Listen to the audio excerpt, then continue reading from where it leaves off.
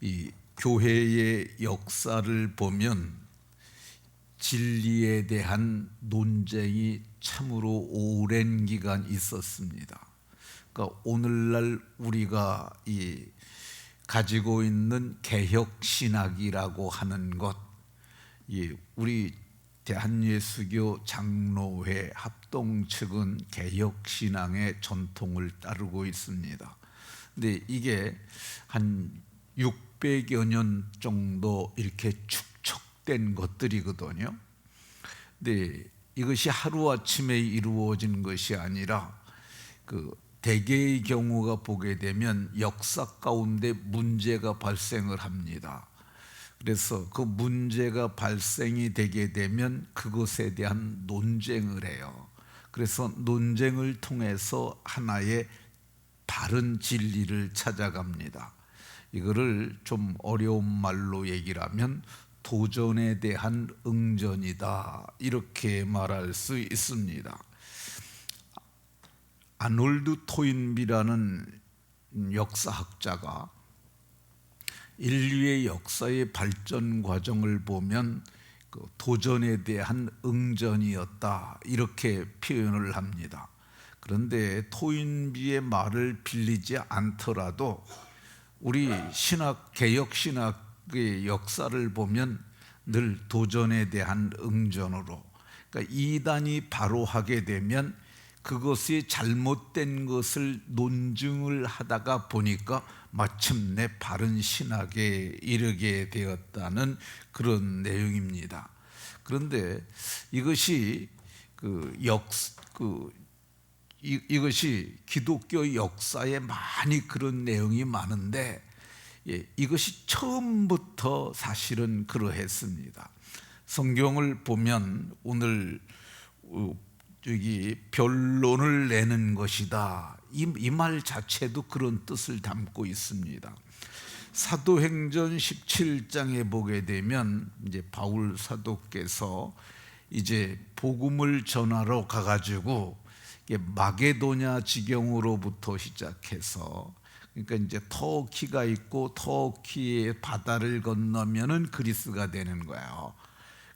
이제 터키하고 그리스하고 사이를 바다를 에게해라고 부릅니다. 에게 바다라고 부르는데, 그 사람이 이제 마게도냐의 첫 성인 빌립보로 시작을 해가지고 아테네, 고린도 계속 내려가면서 복음을 전하시는데, 사도행전 17장에도 보면 아덴에 이르러서 장터에서는 날마다 만나는 사람들과 변론하니, 이게 아덴이라고 성경에 표현한 것이 그리스의 수도라고 불리우는 아테네를 말합니다. 거기서 성경에 스토이고라고 하는데 그게 스토아 학파예요. 여러 당시에는 철학 사상이, 철학자들이 밥만 먹고 그것만 생각하는 사람들이 꽤 많았어요. 그러니까 바울 사도가 그들과 변론했고, 사도행전 18장에 보면 유대인들과 변론했고, 빌립보서에 편지한 것을 보면 내가 복음을 변증하기 위하여 세우심을 받은 줄 알고, 이 변증이란 말도 씁니다. 변론과 변증은 조금 다른 내용이긴 하지만은 거의 유사한 개념으로 이해할 수 있습니다.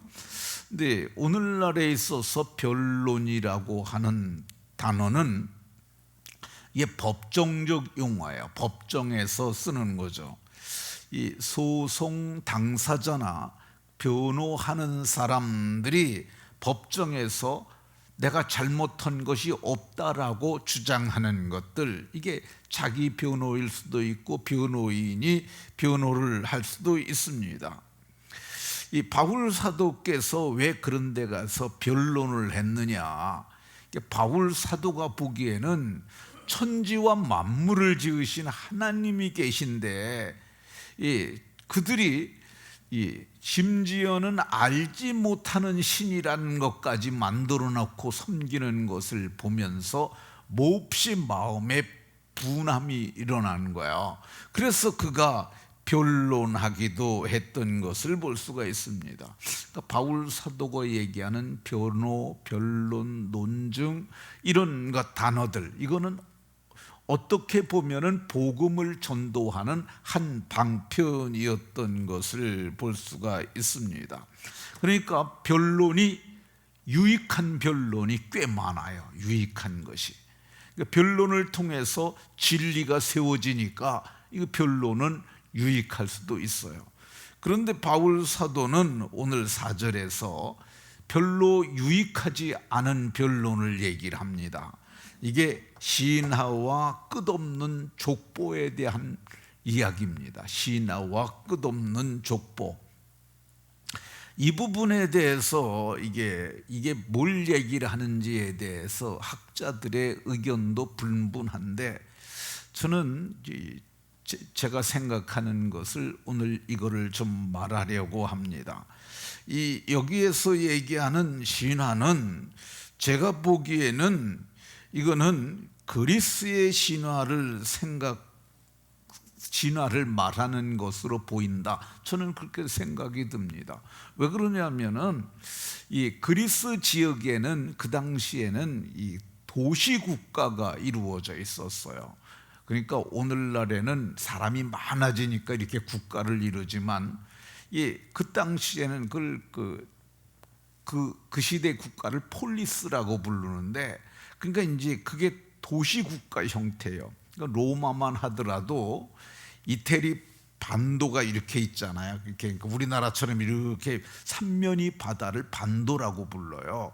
근데 그 로마가 조그만 도시국가였는데, 도시국가가 나중에 이태리 반도를 다 삼키고, 그리고 점점 이제 동쪽으로 넘어와 가지고 마침내는 그 제국을 다 그들의 것으로 만들잖아요.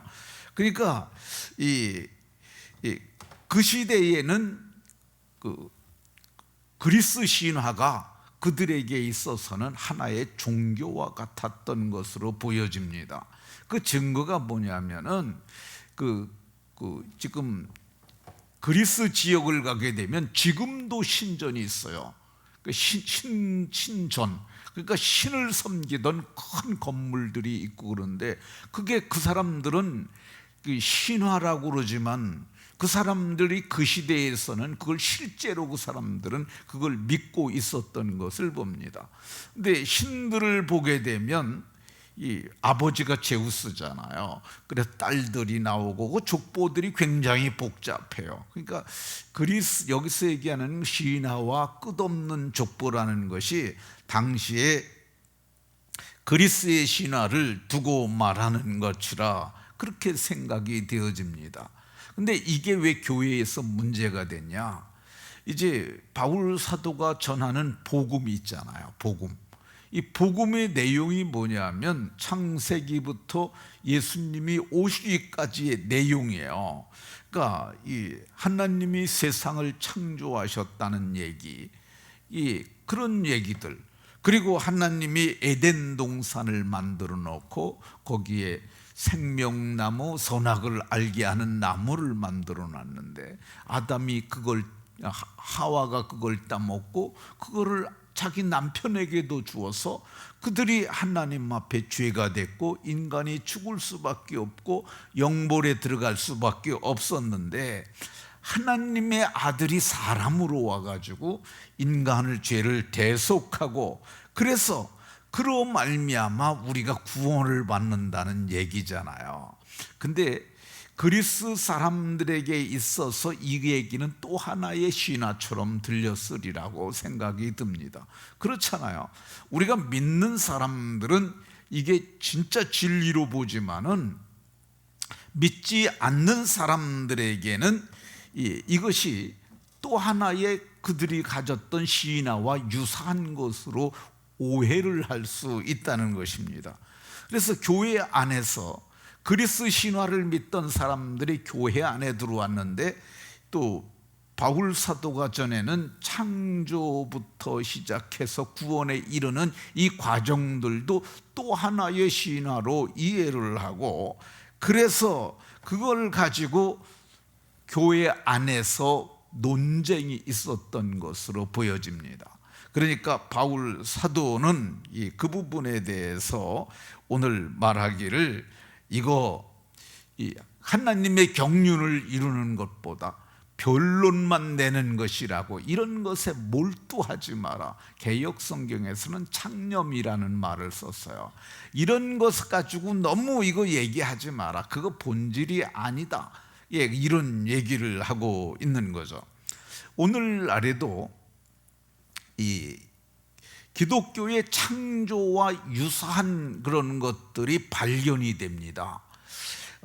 이거는 고고학적 발견에 의해서 생겨난 이론들인데, 이게 1850년대에 아주 유명한 두 사람에 의해서 어마어마한 발견이 일어납니다. 그러니까 지금으로부터 한 180년 그 정도 돼요. 200년이 안 되는 때인데, 이걸 발견한 사람은 로베르트 콜데베이라는 사람인데, 이 사람은 뭘 발견하느냐 하면 독일의 고고학자인데 바벨론을 발견합니다. 바벨론은 주전 700년경에 바벨론이 느부갓네살이 와가지고 이 남유다를 멸망시키고 3번에 걸쳐서 이스라엘 백성들을 붙잡아가잖아요. 근데 그게 그것이 성경에만 기록되어 있는데, 실제로 바벨론이 있는 것을 1800년 동안, 그러니까 콜도베이가 이거를 발견하기 전까지는 이게 다 땅속에 묻혀 있었어요. 그러니까 그 고대의 역사는 성경만이, 그것이 과학자, 그러니까 역사학자들, 고고학자들도 성경책만 갖고 연구를 했어요. 근데 그게 발견이 된 거예요. 근데 거기에 어마어마한 것들이 나왔어요. 또 한 사람이 있는데, 이 사람은 헨리 레이어드라는 사람인데, 이 사람은 영국 대사의 임시 외교관이었는데, 이 사람이 뭘 발견하느냐 하면요, 그러니까 이제 고대 제국이 이 아수르라는 나라를 바벨론이 무너뜨리고, 그러니까 아수르라는 아주 대제국이 있었어요. 어마어마하게 큰 나라가 있었어요. 그 아수르가 이 북이스라엘, 그러니까 이 남과 북으로 이스라엘이 갈라져 있었잖아요. 북이스라엘을 멸망시킨 나라가 그게 아수르라는 제국이에요. 근데 이게 아수르라는 것도 그러니까 서기 1800년대가 될 때, 이거 발견될 때까지 옛날에 있었다라는 것 정도만 있었지 그걸 증명할 게 하나도 없었어요. 근데 이 헨리 레이어드라는 사람이 뭘 발견하냐면, 님누드의 니느베라고 그러는데 성경에서는 그걸 니느웨이라고 그래요. 요나서를 보게 되면 요나가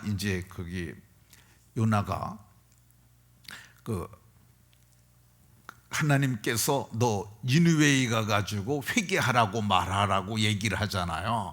근데 그가 거기로 가지 아니하고 다시스로 가려고 벨 타고 도망을 가잖아요. 그 니느웨예요. 그게 아수르의 수도예요. 근데 아수르라는 대제국이 있었는데 그게 전설처럼 있었다고만 그랬는데, 그걸 찾아가서 그걸 땅을 캐고 그걸 캐냅니다. 그게 그 중에서 아주 유명한 게 있는데, 아슈르바니팔 도서관이라는 것이 있었어요. 그 시대에 도서관이 있었는데 그게 아주 유명한 왕이거든요. 근데 그 사람이 도서관을 만들었는데 그게 다 묻혀 있었어요, 땅 속에. 근데 그거를 캡니다. 근데 거기서 토판이라는 것이 몇 개가 나오냐면 3만 개가 나와요. 그러니까 이 3만 개가 나왔으니까 어마어마한 분량이 아닙니까? 근데 그게 이제 요즘 그때 당시에 발견됐을 땐 그게 언어가 고대어로 쓰였기 때문에 그거를 번역을 못했어요. 근데 1900년대가 지나면서 그게 번역이 됩니다. 근데 거기에 보면 그게 아주 대표적인 것 3가지가 있는데, 그게 하느냐 하면 에노마일리지, 길가메시의 서사시, 수메르 왕명록 이런 것들이 발견이 됩니다. 근데 이것이 발견되면서 이게 그 내용을 살펴보면 지금 시간 관계상 말할 수는 없는데, 그게 기독교 신 창세기하고 유사한 것들, 로마서와 노아 홍수와 유사한 홍수 이야기, 그런 것들이 거기 다 나와요. 그러니까 어떤 사람들은 성경의 창세기가 그것 뺏겨온 거 아니냐 뭐 등등의 얘기가 있어요. 제가 이제 신학교 다닐 때 김병원 박사라는 분이 있었는데 한국이 나온 세계적인 석학이었어요. 근데 그분이 얘기를 해요. 내가 알고 있는 걸 다 얘기를 하면 제군들의 신앙이 무너질 수도 있다는 얘기를 한 적이 있어요. 근데 그때 그 얘기시 뭘까 생각을 했는데 나중에 알고 보니까 이거야. 그러니까 에노마 엘리시, 길가메시의 서셋이, 수메르 왕명록 이런 것들이 까발려지게 되면 믿음이 없는 사람들이 그것 때문에 실족할 수도 있다는 것이죠. 오늘날에 이제는 그것이 유튜브와 그런 데서 보편적으로 퍼져나가기 시작을 했고요. 근데 그런 것이 나오면서 이제 진화론이라는 이론도 사실은 거기서 탄력을 받은 것이라고 봐야 합니다. 그러니까 그런 것들이 많은 사람들의 신앙을 무너뜨리는데, 이거를 제가 이제 좀 이리저리 많이 살펴봤어요. 근데 결론은 뭐냐 하면은 오늘 바울 사도님이 말씀하신 이 결론과 조금도 다르지 않아요. 믿음 안에 있는 하나님의 경륜을 이룸보다 변론만 내는 거지 그거 다 가짜예요. 그리고 그게 제가 이렇게 살펴보면 그게 발견된 것이 가짜라는 말이 아니라 그거를 쫓아가면은 변론만 낼 뿐이지 구원에 이르지 못해요. 그래서 오히려 무너뜨리는 거죠. 그래서 그거는 신화들이고 그거는 우상 섬김에 불과하다는 것. 예수님께서 말씀하시길 마가복음 13장 22절에 거짓 그리스도들과 거짓 선지자들이 일어나서 이적과 기사를 행하여 할 수만 있으면 택하신 자들을 미혹하리라. 그러니까 택함을 받은 사람들이 미혹될 수 있다고 보여집니다. 그러니까 미혹되면 안 됩니다. 근데 이런 자료들이 진화론하고 유사한 그런 것들이에요. 그러니까 여기에 속지 말고 오늘 바울 사도님이 말씀하신 이 말씀은 정말 중요한 거야. 이 믿음 안에 있는 하나님의 경륜을 이름보다 변론만 내는 것들이다. 특별히 젊은 사람들이 요즘은 정보 접근이 많이 쉬워졌으니까 혹이라도 그럴 수 있는데 이런 것에 미혹되지 말고 차라리 성경 한 절을 암기하는 것이 복이 되고 덕이 되고 이것이 귀하다. 제가 오늘 이 말씀을 드립니다. 믿음 안에 있는 하나님의 경륜을 이루는 것이 훨씬 더 귀한 줄로 믿으시고 믿음으로 살아가는 은혜가 모두에게 있으시기를 예수 그리스도의 이름으로 축원합니다.